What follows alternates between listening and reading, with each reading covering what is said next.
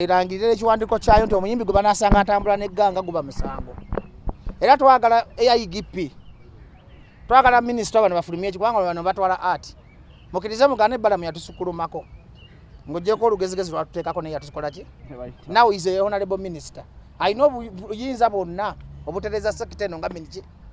Kaka twagala nga temuli nkwe, nga temuli kweyagaliza. Baveyo n'ekiwandiiko nga gavumenti. Bagambe tunasanga omuyimbi yenna asuka emmotoka ebbiri.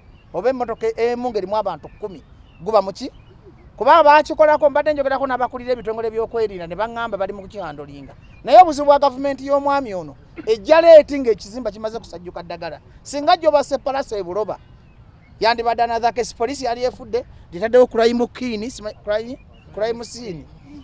scene ne beefula nti balumiddwa nnyo nti palasa akoze eki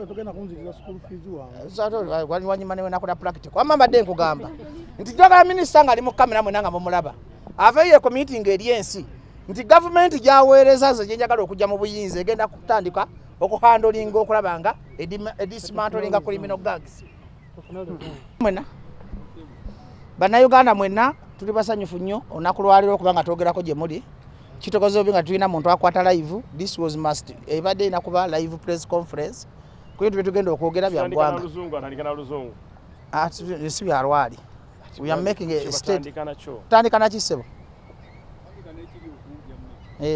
Bannayuganda mwenna olunaku lwaleero tuvuddeyo nga bapromota mu ggwanga lyonna nga tukulembeddwa Abitex president waffe General Secretary Balamu yafuuka minisita naye no mu bivulu akyali General Secretary nange amyuka omwogezi w'abategesi b'ebivulu mpozi gemba okola kifo kye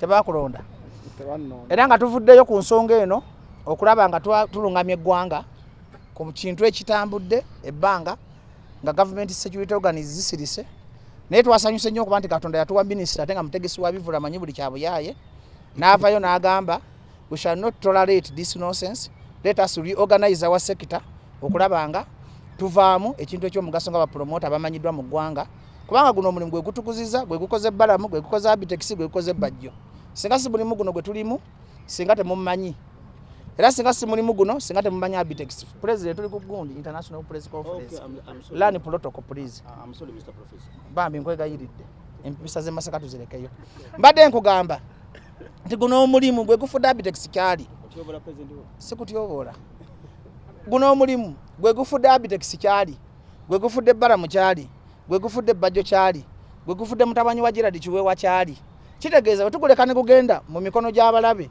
nga tukiipinze DFE nga Uganda Police weekola nga security organs gikola tujja kuba tweriddemu olukwe ngaffe kubanga ffe abamu eno this is our business nga sinayogera nze ngenda okusembayo okwogera nga amyuka omwogezi w'abategesi b'ebivulu mu ggwanga ze bampadde protocol kwaniriza bakama bange mu protocol y'ebitegesi y'ebivulu Abitex ye president wadde Balamu minister abala General Secretary nze mbeera mwogezi protocol observed okuba observinga protocol tusooka na president yalina okuwa speech eri bannayuganda then omutegesi General Secretary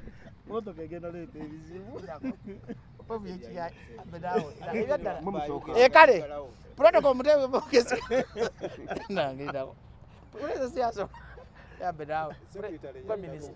kale kanyanirize secretary w'abategesi b'ebivulu mu ggwanga Minister Balamu Balugahale nja kuddako omwogezi njogere then president akole ki asimire nga zitayaliza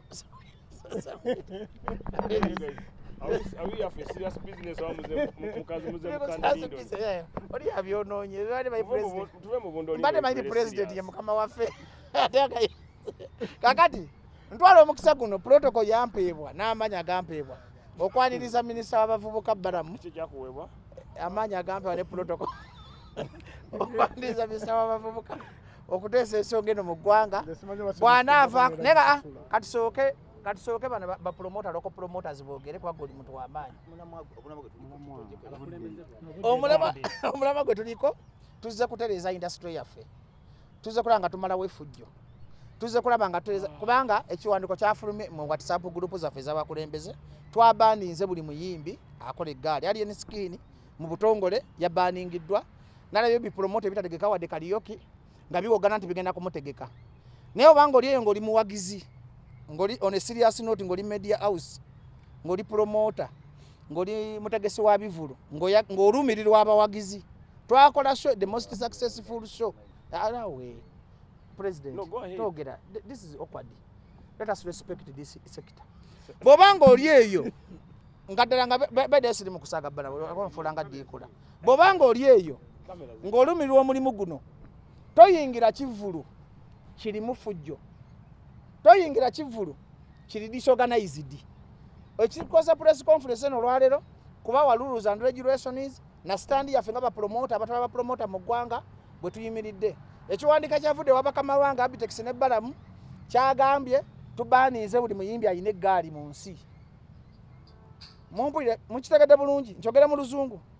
There is no any artist with a stupid criminal gang will perform in any event here today upwards when nga beterezeza abayimbi kati sijja kwogera biri kwa time yange yokogera tenatuuka nyaniri senatuuka sinayogera tenatuuka nyaniriza general secretary bonda bane Balamu ebya minister abiteeka wali eno nzemba mukamaawe kubanze mwogezi w'ekitongole ekitwala ba promoter ate ekyokubiri government ya minister Balamu yesinza okutusibako abamenyi b'amateeka kale embeera eno eriwo lwakubera lirakitanti tuli serious nammwe embeera ntandise kati kanjogere Balamu addeko kuba temujja kuddamu kumpa mukisa ti embeera eno ereeteddwa olwa government ya minister Balamu atwala fenga mpana nange ndi muvubuka ne Balamu muvubuka minister afa muvubuka yakulira gender ate nga ba promoter ba artist fena tugwa mu ministry ya Balamu baye minister of gender labor and youth affairs kakati government ya mwami Museveni gitwagala okujja mu biyinza fa abenchuka chuka bajjo nga sibiri mu kwegula mu mpana kyagulanyi wammwe simuwana sina kye mwagaza nefe twagala kyenyi nga bana Uganda batayina mwasirizi ti government eno creatinze stupid gangs like that mujukire si papa mwala basi papa byakolanga yekweka mu government babrani bayi tuwazenga bekweka mu ki kanono mwana aliye ni sikini alise fujo nga yekweka mu ki kakati Mr. Balamu ngabo li minister wabavubuka ate ngochikira president Museveni mugambe tukoye nonsense the only solution je tugenda okukola ngafa abanaku bebakubye mu nkuuka tugenda kwerwanako mu busobozi bwaffe ngabaki ngabanaku bino tubijjemu katemba tubijjemu tulakwa Balamu muganda wangola mukamanyi wange bakuba abantu mu nkuuka police yavayo na statement ezo ganga zize zikuba abantu emachide police yavayo na ki bemba ze bankuba bakola ki mwala bamwe ne machindi akatambi ekirime byenjogera ne batomere motoka yange government kiyakola cha neba njeba za mu police yekatwe sajja juwayiriza ya Italian yaliyegenda musiba era police neba za DPC kamugira ekatwe yamugamba sikutanga budget akoze eki nze namusonyulo kwa namula bamuvubuke yeyiya nali amolukwe nagamba nawo inekwe gwawo inekwe twaleka komedi wamamba dembaga ene baida jemba yangamba tumusibe ne ngana jemba yangamba ne ngana bade nkugamba nebe natuka ku police kamugira na ngamba kyo tugamba kitugenda okola ki okola mukatona mugona ulire nako ku mwana aliyeni nendowoza nti ayize amazima ga katonda mugulu omwana bwe yavaawo ne bagande bamusiba ne mukomerera ruzira ndoza ndagenda kuyiga yakomyewo na fujjo oluvanyiro ku meeting mama nalweyiso yali ene inaga na amalo gekyalo tolokuba manyi Balamu manyi Bajjo manyi nalweyiso kankole fujjo nakito kanki bagambe mu ba state agent abali ngo yega kuba the good state agent the best state agent ye muntu abera n'empisa Museveni yefulira Kayihura ni yefulira Mbabazi ni yefulira Kategaya gwe kiyenje kyali yeni toli tukako wadda kanasukano kutuka kumanyiga Kayihura ompulira bino mbyogeza with the passion sibita biri mu kabampani wadde okusaga nti buli muntu akole fujjo mu kifaananyi kya government because omanyi ba DPC omanyi ba semwayi obudde bukukeredde kubanga nalabye nga bakuba abantu abanaku Abitex ayisa abantu abajja kuwagira Abitex mu nkuuka kubanga omutegesi w'enkwalo bayayitigako ne bamuga atwagala Abitex kati omuntu amayiti Bajjo bwategeko babbala mu Abitex waliyo security teri kintu kirumanga oli mutegesi wa bivulu ne babba omuwagizi w'essimu bapromota bangi abategeka mu Uganda ne batagenda mu bivulu ki mu bivulu byabwe naye omuntu agamba nti Balamu bwategeka abayimbi bajja kubaawo Abitex bwategeka abayimbi bajja kubaawo Balunywa bwategeka abayimbi bajja kubaawo tujja kuba ne security bwe bakwata omuntu ne bamukuba mu kivulu nga kitegekeddwa Abitex bulandi ya Abitex yebeekola ki era twala omukisa guno okwebaza Abitex abantu basatu bemanyi mu Uganda baagala omulimu guno ebyaddala nze sibawaana Abitex talina kyampa Balamu talina kyampa naye Abitex ku mulimu gw'aba promota taba na side Balamu ku mulimu gw'aba promota taba na ki nti gwe mulimu ogw'abazimba okubamanya nti ye Abitex yani ye Balamu ye Bajjo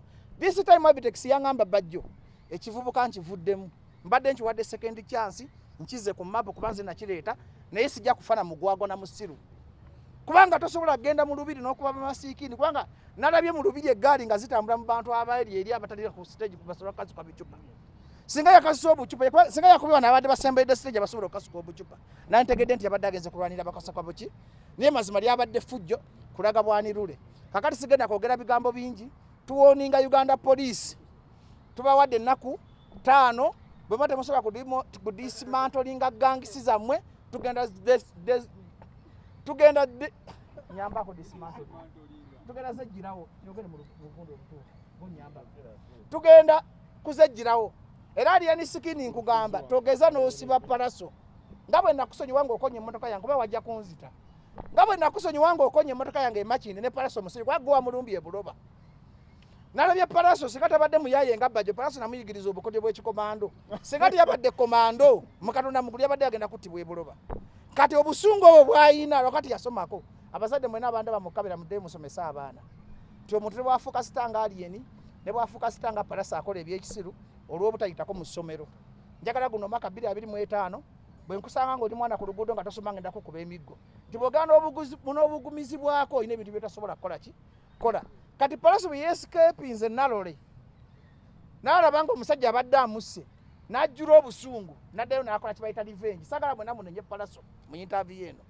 n'obanga oki palaso yakoze ekintu ekyo kukola nange nafuna revenge ku mutima lwakubanza uneducated person ate nze kabaka wa gangisi mu Uganda ze sobola okulona palaso wali sobola okulona Alien Skin wali mu dakiika 2 ne bamundeetera naye twafuuka bazadde abayimbi mwena mweyise nga King Saha oyo mumulaba bw'omuvuma takulumba na gganga akulumba na music yayimba zaakayo n'ayimba mukwate entalo muzige mu physical battles actually muzungu agamba psychological battles are better than physical battle nti Alien Skin ndabye muyekwasa nti babavuba nsimanyi palaso abadde avuma Alien nti Alien Skin wandigenze mu studio n'okuba oluyimba nga palaso lyakoze eki bwe mba mwena abamawulire mumanyi Bobi Wine Chameleone Bebe Cool ekyabatunda gaali magezi ga bongo abantu bagamba nti Bobi Wine alowooza okusinga Bebe Cool ekintu ekyatunda Kyagulanyi kuba nti yakozesanga nnyo mental brain yamukubanga mu lumuna lumu lwaki tublaminga Alien Skin nti entalo eze zikosa bawagizi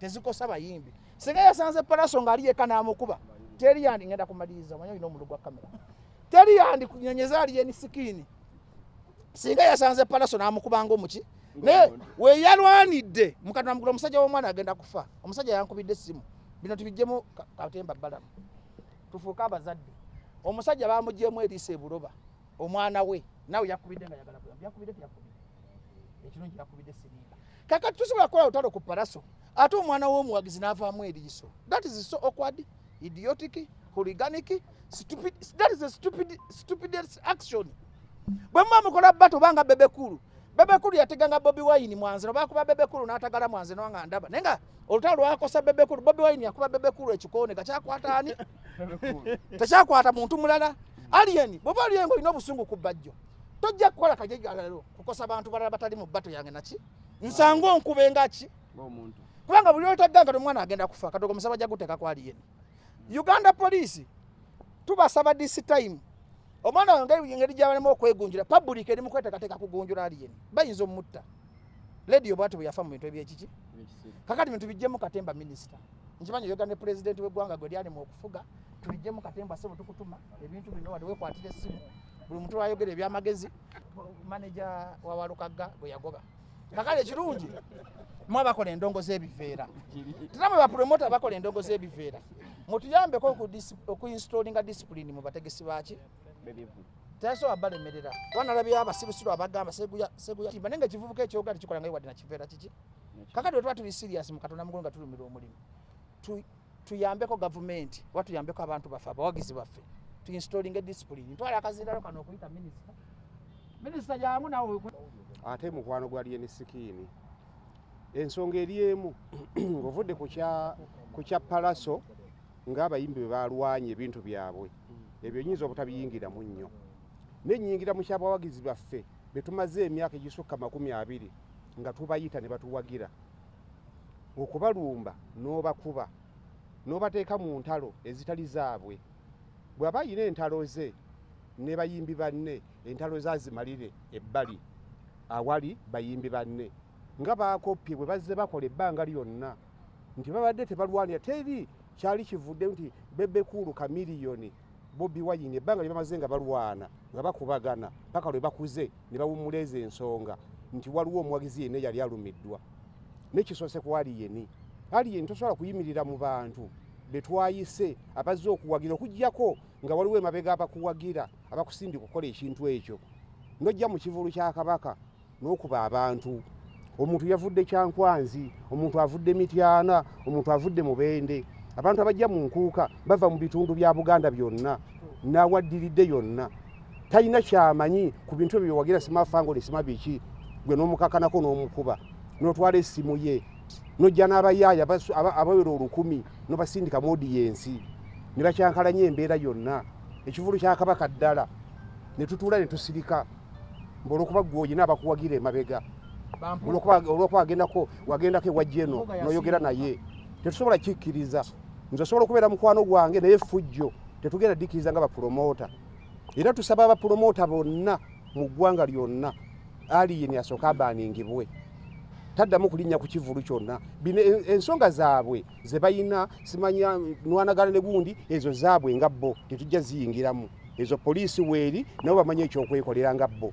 Neffe tuli ku kyamuwagizi waffe atambula olugendo n'akwata omutwalo gwe n'aguleeta ne yeerekereza kyonna najja asanyuke n'avaamu ng'ayina enkovu ayina obuvune olw'okuba gwe oli w'amaanyi oyagala ensi ekutegere ensi ekulabe olw'okuba nti oyina gy'oyagala okuggusiza ekintu kye bakulabe nti oli wakabi bakuwe kontrakiti.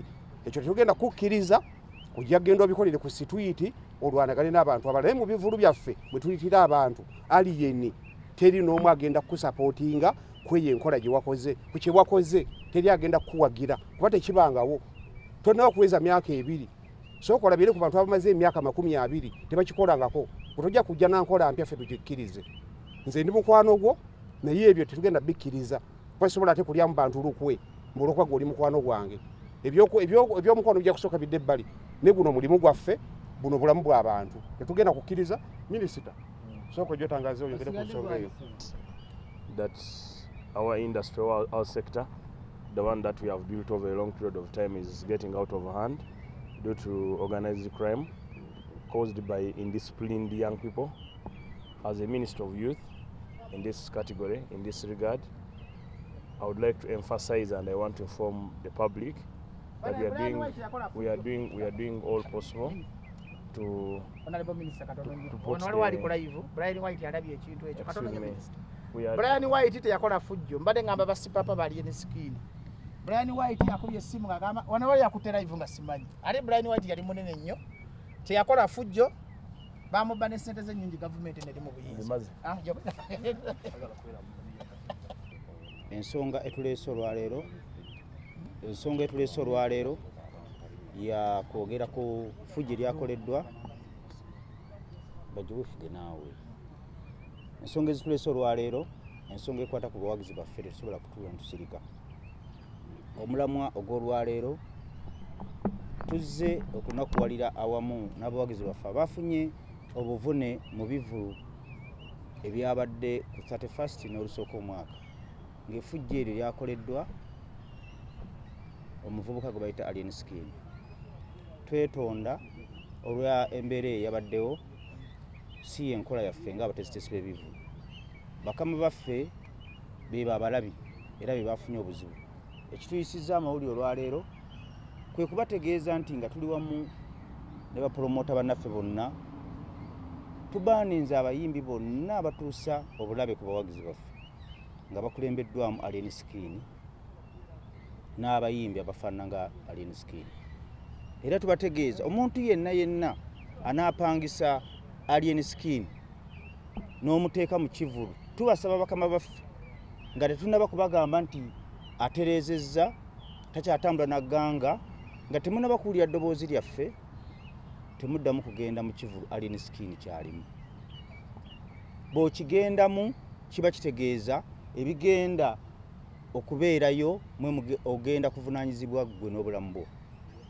Ekituleese olwaleero okulaba nti tuyimiriza buli kimu tuzze kutegeeza nti poliisi ekoze kinene nnyo okuwaganyaza Alien Skin kubanga poliisi tosobola kubeera nga poliisi mulina emisango egisukka 30 nga giwawaabirwa Alien Skin ne muba nga mwasirika. Ekigendeerwa kyammwe kya kutuusa Alien Skin atuuse obuvunaanyizibwa bwammwe bwe mutasobola kukola tetumanyi. Alien Skin baamukwata ne bamusiba. Naye waliyo omuntu eyafiira ewa Alien Skin, yafiira mu ddwaliro n'akuba n'abasawo. Naye okufa kw'omwana oyo poliisi temuvanga yina ripooti ntongole kututegeeza. Kutegeeza nsi yonna Uganda omwana yafa ati ani yamutta. Poliisi mwasirikira ekintu ekyo. Poliisi mukoze kinene nnyo okuwaga Alien Skin okukola effujjo. Era poliisi yevunaanyizibwa. Bwe muba temusobola kumujja mu bantu mu mutwalo eyo ba mu lihabu amaleyo omwaka nga gumu nga beyeetereeza. Ffe tetugenda kukirinda. Ffe tuvuddeyo tubategeeza nti Alien Skin tumubaaninze okugenda ku stage eri abantu kubanga wabulabe ne ttiimu ye eri abawagizi baffe. Abantu baffe bafunye obuzibu waliyo yavuddemu eriiso bangambye babawunsa abawuba babadde bagende wa Alien Skin kubanga kirabika poliisi yalemereddwa okukwata kwa Alien Skin. Kaakati katumuteeke mu kkooti y'abantu. Mu kkooti y'abantu wuba poliisi bagambye ebakugidde okugende wa Alien Skin. Lwaki mukozesa obukugu ne speed nga balumba Alien Skin? Ate Alien Skin baba ayina balumba ne mumwe beetu n'abalumba n'abakolako effujjo n'amala n'addeeka. Ntegeeza IGP Damuliro owuliriza nnyo naye osirise era nsinziira wano mu kamera zino. Poliisi kirabika Alien Skin ali waggulu w'amateeka. Omuntu yenna baabeera waggulu w'amateeka mwerwaneko. Buli muntu yenna Alien Skin gwakozeeko effujjo nga poliisi esobola kuvaayo mwerwaneko mwekolemu omulimo mwerwaneko kubanga oli kirabika ali waggulu w'amateeka. Alien Skin buli muntu gwazizzaako ebikolobero bw'oba osobola okwerwanako kuba ssemateeka kukkiriza okwerwanako. Weerwaneko mu ngeri yonna gy'osoboka. Poliisi oba oli awo bejja okuzuukuka. Ekituleese olwaleero nja kusaba Honorable Minister agenze badde nsaba Honorable Minister Balamu Barugale ati ebyaguddewo mu ggwanga nga bivuddemu n'okukosa abantu ab'enjawulo okufuna ebisago nga biva mu bulagajjavu obwaleeteddwa ebibinja by'abayaaye bembeera mbagamba nti banywi b'enjaga abali obukoola abakoze effujjo mu nkuuka owa Ssaabasajja ate ne bavaawo ne batwala effujjo lyabwe ne balitwala e Buloba. Nafunye essimu ku makya ssaawa zaabadde 11 omukyala bamuyita Namukasa yankubidde nangamba omwana we bamukubye ekikonde ku liiso teriraba. Nangamba Honorable Minister nsaba kunnyamba nkubidde nga minisita w'abavubuka. Ne mugamba bamukubiddewa. Ne mugamba ne mama ng'okidde ssaawa 11 nangamba nti munnange omuntu olina kwerwanako tumanyi mubeera bize mu aba gavumenti. Ne mugamba nedda kati kyekyabaddewo n'ambuulira ebyabaddewo nampa omwana nenjogera naye nenga omwana alina obulumi bw'amaanyi eriiso liyinza obutaddamu kulaba. Nabadde ndi awo nga nfuna amasimu abalala abantu babiri ababadde mu nkuuka nga nabo bagamba babayambe essimu zaabwe baazibabbyeko mwabaddemu obuvuyo ne mbabuza obuvuyo bwazze butya. So okukakana ogenda okunoonyereza nga byonna byekwasa ku muyimbi omu. Nesagala kunenya Alien Skin yeka njala kunenya ne muto wange Palaso mulijjo mumanyi ng'omusajja omusirise yayolesezza obusungu bw'amaanyi nnyo okugenda okuwolera eggwanga revenge. Nga government tubasaba mubeere bakakamu ebintu byonna bijja kukolebwa. Njogeddeko ne Ssaabaduumizi wa poliisi ate nga nayogeddeko ne Minister wa Internal Affairs jo ne mbagamba bakole ekisoboka kyonna ekisoboka bateekewo okwerinda oba obukuumi wakati w'abano abayimbi bombi basooke tubafunira obukuumi. Ekyokubiri badismantling gangs zaabwe. Ekyokusatu abantu abeetabye mu buvuyo ku njuyi zombi bavunaanizibwe. Ate omuntu ayakubiddwa nga yakubiddwa ekibinja abakulembera komanda waabwe waba Alien Skin ajjanjaba abantu byakoze ki byakubye omuli bakanyama n'abantu abalala. Ate nekirala nga promoter njagala okubasaba mwenna abayimbi. Lion Island yabeerawo tiyabeerako n'abasiru abantu abagwagwa bagenda nga bakola kye bayita ekigaali ne muyita ku kkubo wano ne mubba buli dduuka lye musanze nti mutwala pulezidenti wammwe oba mmeeya wammwe Bobi Wine yabeera ne Firebase wadde yali nafu ne Firebase naye terina muntu gwe yanyagako bintu nga batambula. Gaga Meiro ya Bebe Cool ne sawulirako nti yeeyise mu ntinda negenda ng'enyaga buli kyesanze ku stage.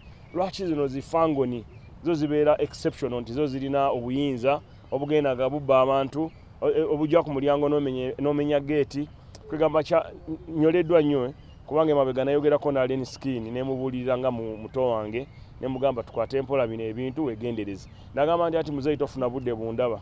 So kakati ndowooza nasazeewo ne bapromota bannange okubakangavula mu ngeri y'ekisajja ekikulu ekisooka kubajja ku stage abeetabye mu kulwana enjuyi zombi bave ku stage okumala emyezi 3 tuwe police chance okunoonyereza nga beenoonyereza etuwe report bwe tunasanga nga report ewunzikira ku bombi nga bonna balina obuzibu tubabaninga okumala omwaka mulamba naye okutandika nga 1 January okumala ennaku 9 tebagenda kuyimba wano mu Kampala oba ku bivulu bya omukufe oba ku muntu yenna.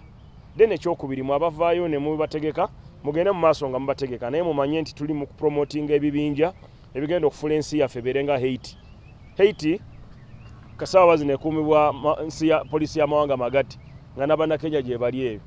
Ekibuga baakiwamba ekisaawe ne bakiwamba naye nga babiwamba criminal gangs. Bano abavubuka abagamba nti bo bali unruly. Ani agambye nti unruly gwe nga toyina president kati president abeera atuyamba ki? So tuyina president wa Uganda tutosobola gamba nti oli unruly. Then ekiranjagala kuddamu bannayuganda mwenna ababadde balowooza nti Allen Skin akozesebwa gavumenti. Emabegaawo mwabadde mulaba Allen Skin yagenze mu Democratic Alliance ekulemberwa Mwami Mpuuga yali leader of opposition. So Allen Skin akolagana ne Democratic Alliance takolagana na NRM. Kati kubulidde tekolagana na kye takolagana na NRM. Nze sagala kwogerera bibiina by'abantu abalala. Honorable Right Honorable Mpuuga muwe kitiibwa naye nga yasse omukago era mu mukago ogwo Allen Skin yagamba nze natuta akasimu gwe naawe nosika ki ebitaano obudo oba ekido. So bird of the same feather do what?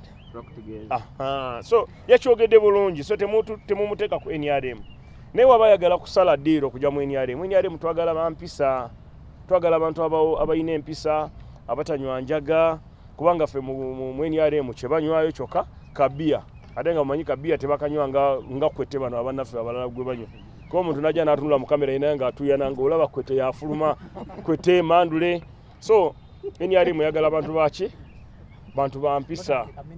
So twagala NRM ebere yaki yampisa. So nvumirira n'okuvumirira kwonna empisa embi ezayolekeddwa abayimbi baffe. Nayogeddeko ne Palaso yakoze eki ye agamba nti baba nakoze ensobi naye oyo mwana abadde asusse najja ne bubendera n'awuuba najja mu ddwaliro nga ye musirise yampadde ensonga ze ne mugamba kati tukakane tulekeraawo okulwana tukole ceasefire. Then Allen yes namufuna naye era we namufuna ngenda mugamba oli suspended for 90 days nga toyimba bantu wonna abamabala emba mubayimba mwetegeka okubonaabona ebyamwe temutukubira nti abasajja baze ne basalako bbaala ne bajinyaga ne banywa ne bbiya ku bwereere temutubulira ebyo. Then ekirala ekisembayo njagala okukubiriza abapromota bannange nti tugezeko okolagana ne poliisi n'ebitongole ebikuumaddembe in a civilized manner tuleme kubavuma nti balina kye bakola. Poliisi erina obuvunaanyizibwa bungi naye obuvunaanyizibwa butulemye ffe ng'abapromota oba ng'abazadde okubuulira abaana baffe okuva ku njaaye. Abaana banywa enjaaye abaana bali obukoola olina agamba n'ogamba nti nze kino kibira tulya bukoola nobeera ng'obeera mu kibira ekiri obukoola. So njagala kubasaba mwenna bannayuganda mubulire abaana bammwe bave ku njaaye bave ku mayirungi bave ku mwenge baleke n'okunuununta petroli gwe banuuna oyo ku nnyindo. So nja kusaba Haji Kavuma naye ayongerezeeko kubalaba mwenna era nsanyuse nnyo okwogerako eri eggwanga nga chairman wa promota. Ebigambo mukama wange Honorable Minister byayogedde byonna bituufu 100%. Tetukkiriziganya na muntu yenna ayitibwa nti yalwana. Tetukkirizibwa na muntu yenna ayitibwa nti yayina amaanyi. Eno industry gye tulimu y'abantu bategeera naffe ababategeka tutegeera era tubategeeza nti buli muntu yenna awulira nti ye wakulwana wakukuba wakuvuma nga muyimbi ffe nga ffe abali wano tetumanya abalala kye bategeeza neffe abali wano tetugenda kuddamu bategeka era izo omuyimbi ajja kuvayo akubuuze obadde ontegeka ddi ye nyiza obadde sikutegeka naye nga munnaye bwakutegeka nja nentula naye banetwogera so n'olw'ensonga eyo muto wange Iron Skin ne Palaso tukize tugaane basiwusa empisa ekitali kya buntu ekitasaana nakulabako mu nsi kifaana bubi nnyo ate public yerowooza nti ffe bakyamu ababategeka si bwe kiri guno omusango nze kulwange ngutwala ku saidi ya poliisi muganya okukola omulimu gwammwe poliisi tubeegayiridde mukole omulimu gwammwe nga poliisi kubanga abantu abamu bawulidde ebbanga ddene olimbu alina eggaali n'oli alina eggaali ekiva mu ggaali mukimanyi mwenna nga poliisi tubeegayiridde mukole omulimu gwammwe poliisi ate tubeegayiridde mukwatagane naffe tukole omulimu guno kuba kyannaku nnyo kibi nnyo abantu okujja mu ssho nga bazze kunyumirwa ne baddayo na biwundu naye nga ababakubye bantu bannaabwe ate nga ne poliisi ebamanyi oba ebalaba so mbadde tusaba poliisi kkiriza bw'olaba nga kikulumya okufuna bw'okikwata ffe tuyite nga bapromota tutuuleko nammwe tubalage bwe tuyinza okukola ekintu kino abantu bano baddemu empisa baddemu amagezi nammwe abalabye abaagala abantu abo tubeegayidde mukkirize ku luno abantu abo bawummulekokko katono baddeko ebbali abayina empisa z'abantu bajja babakolera omulimu gwe mwagala n'olw'ensonga eyo mwebale nnyo mwebalire ddala omwogezi wa promota balunywa bannayuganda asaba kubategeeza nti oluvannyuma lw'olukiiko luno bakama bange mubalabye decision gye tuteekinze gye tugenda okulemerako kino ekintu okuva lwekyabaddewo ffenna tuli mu kukivumirira era nga tugamba bannaffe abo nti mutegeere nti nno tetugenda kukkiriza mulimu guno kufa nga tutunula kubanga ffe abali wano ffenna mwe tuvudde mwe tujje ak'okulya aye tukyagwagala so mu mbeera eyo olw'okuba nti nno tumaze okuteeka resolution wali adaabuuza nti kakati omulala bw'anaabategeka nga bwe babagambye gwategeka abantu botegeka nabo naye ebizibu ebinaakugwako bigenda kugwako nga ggwe totulaajanira kozi bapromota bakama baffe eno ensonga ojja gihandolinga nga ggwe wennyini security personnels ensonga zino muzimanyi nnyo abaana bano mumanyi gye babeera njagala kutegeeza amawulire satu wetwogerera wano bakanyama beegugunze bali wa Iron Skin kati bava kunkubira essimu kulembera bakanyama mwami Umaru Mando bonna beesolooza bali wa Iron Skin babanja abantu babe bakubye kati bwe tunaalinda embeera okutambula bwetu tujja kwesanga abantu bafudde so n'olw'ensonga eyo nsaba mwenna bapromota mu ggwanga mukkirize tuteeke ekintu kino mu nkola tusobole okutereeza omulimu guno mwebale nnyo. I would like to apologize on behalf of government for the violence that erupted both at Nkuka in Lubiri and also in Buloba, caused by reckless gangs of young artists, Iron Skin and my brother Palaso. Those were regrettable incidences, and I pray that those incidences don't happen again. I pledge on behalf of government we shall do whatever possible to dismantle the criminal gangs, the gangs that have been terrorizing people during concerts, the gangs that grab people's phones, the gang that beat people. Those gangs will be dismantled with support of promoters and with support of venue owners. Let us all say zero tolerance to no to impunity.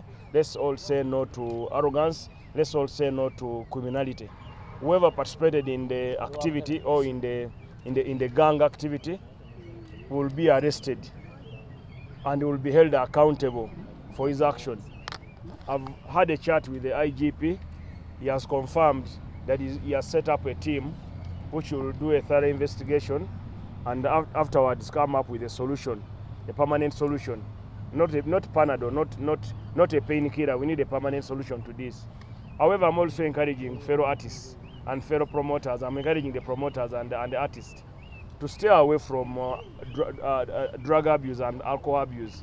As you could have noticed, Some of us talk when we already drunk. Some of us sing when we already drunk. So drinking is not a good practice.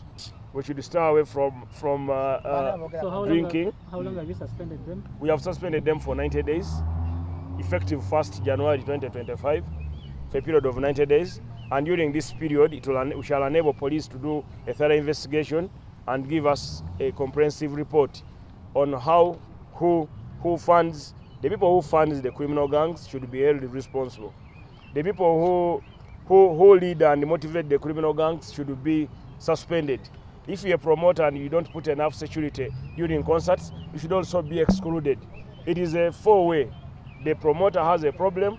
The parents who bring babies for concerts also have a problem. The venue owners have a problem for not putting sufficient security. And then also the artists have a problem. However, the biggest challenge has been the drug abuse. Using mairungi, using bang, using cigarette, using powder. There is that powder they sniff, all those bad things. We need to make an end. And the importers of those bad drugs should also be arrested. And where are the drugs passing? If they are passing at Busia or at Entebbe Airport, how do we allow those bad powder or prohibited drugs to access our market to reach Uganda? So the time is now. It is a shared responsibility. The responsibility is not for government alone, but even us as promoters, even the media. Let us all not publicize criminals when they do bad acts, and you publicize them and you give them a lot of cover page, you give them a lot of media coverage, and when a farmer achieves, the other day my cow delivered two calves, but nobody wrote about it, no one even has mentioned it. But when Allen Skin beats up somebody, you are all talking about it. So let us promote things that add credit to the community, other than these hooligans. Honorable Mr. Moment, these are the victims. First wait. These are the victims. We have given them a warning, and we shall share our resolution with the security and KCCA and UCC. All artists involved in criminality, all artists with established gangs should not perform for a period of 90 days to enable security, dismantle all those criminal gangs, and then allow proper music. Music should be uniting regardless of political party affiliation you belong to. Just like UCC and the government abolished people who sing divisive music, we should also abolish people who are doing committing crimes through music. Music should be a uniting factor. Music should unify our communities. Music should not be used for committing crime, destroying property, destroying cars, destroying houses, beating up people, grabbing people's phones because I'm popular. And also, I want to emphasize this. Government of Uganda has no interest in criminals as their supporters. The supporters don't belong to government of Uganda. The president, I believe in, not only once or twice, he has arrested fellow leaders, ministers, colleague ministers, who committed the crimes previously. And they send them to Luzira, and they live in Luzira. So the president cannot look on, he cannot hire Mr. Skin and Mr. Palaso to come and terrorize people in Rubiri, in Kabaka's concert or in Kabaka's end of year bash. The president, I believe in, he can't do such. So whoever is claiming that Allen Skin or Palaso, they are hired by government to destabilize or to counter NUP, that is not right. Our government believes in law, and our government wants to protect the people who pay the taxes. Because the people who come for the concert, they are the same people who consume the beers, they are the same people who are using the airtime, so they contribute a lot of money in taxes. Even at the gate collection, a percentage is given to URA. So our government cannot stand with the criminals. We shall extend the ban based on the report. If the report has been due to negligence of the security forces or on our side as government, then we can extend it. If the negligence is caused by the artist, can be banned for an extension of another 9 months. But for now, we are suspending them effective 1st of January 2025 for a period of 90 days. Those are 3 months. They will not appear anywhere. And we shall put the same appeal to MOA, to Uganda Media Owners Association, to ensure that they don't play music which is divisive. They can also suspend them off the airwaves. Then they feel the pinch that we need to be orderly. But it's a warning to all artists. Emulate peaceful artists like Sevata. Emulate people like Erishama Wamala. Emulate people like Maddox. Why can't Maddox fight? Isn't he a Rasta? Maddox would be fighting the Rasta. Ola lebawulira ku nsonga z'abantu bakubidde obutebe. Bwe tunaaleka ekizimba ne kigenda nga kikula kijja kuvaamu ekizibu. Kati kye tusazeewo tetukkiriza kutuuka ku mupiira gwa express nga bwe gwalinga nti mukwano gw'abangi yayinga n'abantu bangi ne batandika okwekuba amayinja abantu ne badduka. Tetujja kulinda ndongo kutuuka ku eyo extent. Ate n'ekirala ne gavumenti gye ndimu gye nkoleramu tegenda kukkiriza buvuyo na buyaaye buno okweyongera mu maaso. Ekiseera kituuse okulaba nti eggwanga lyaffe tebibeeramu obuyeekera ng'ate buleetebwa bulagajjavu bwaffe. So criminal gangs omuntu abadde ajja mu kivulu n'ajja n'abantu 40 tukiweze. Omuyimbi ajja kukkirizibwa n'abamuyambako abayambi 3 baba bakanyama be 3 bamumala amala okuyimba tule emmotoka yagende baba bagala kulwana bagende bewandise bakolenga gundi bana abaana juzi kye bakola ba guruneti balwani bafune ringi batandika okwekuba mu ringi anasinga tumuwe naye medo y'okukuba mu n'ebikonde neto ojja kunywa njayo olowooza nti Uganda iyo ojenga okuba abantu ku makubo gavumenti ejja kikkiriza. So ekyo gavumenti ejja kikkiriza ate naffe ng'abategeezi tujja kikkiriza. So mbasaba bana Uganda tubeere bakakamu ensobi yakoleddwa yabaddewo obulagajjavu bwabaddewo emmotoka bazookeza bazikubye naye tetujja kukkiriza bulagajjavu obugenda mu maaso. Naye mbasaba abavubuka abo bakakane bato bange I appeal to Palaso and Alien Skin, both of them, to calm down. We shall listen to you, we shall talk to you in the period as you are suspended. We shall find time and guide you on how best you can behave, on how best you should behave in society. You should be examples. Many people idolize you. So now these are some of the Bulako obutebe 10. Yaddantu amukomere mugaso okondeke nnyo mukamanga bibavisi yali abuntumye. Netezo omuntu yadanonye emitwalo 10 kalo kwate nga banjagaza milioni 2.5. Sinawe ngenda kuzijja. Teba umenyemenye bulani babubba. Government wetu yambi.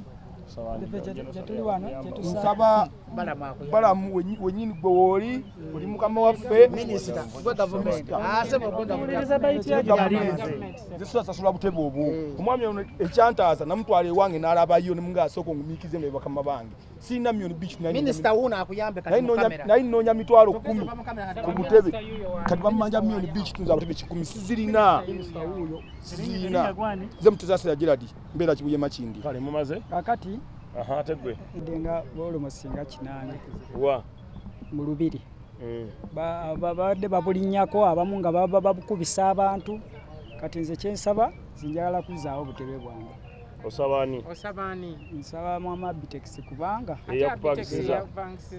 yapangisiza yategese the government yali government kubanga saba yategese yalina obuvunaanyizibwa obwo si gavumenti. Erinnya gwani? Nze bampita Adam Musobya.